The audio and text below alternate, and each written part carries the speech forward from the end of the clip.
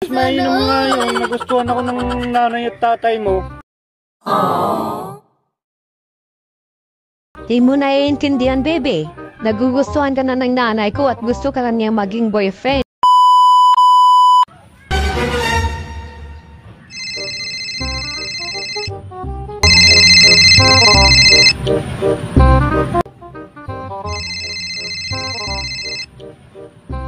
Hello, babe.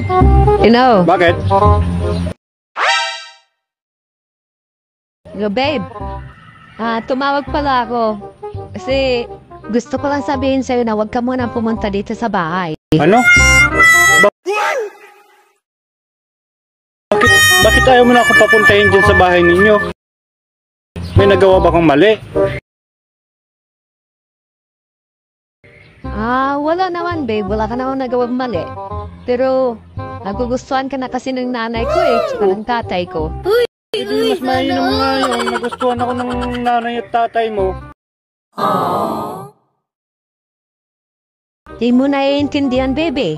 Nagugustuhan ka na ng nanay ko at gusto ka na niyang maging boyfriend. At yung tatay ko naman, nagustuhan ka na rin niya at gusto ka na rin niya sakalin pag nakita ka. Kaya huwag ka na munang pumunta.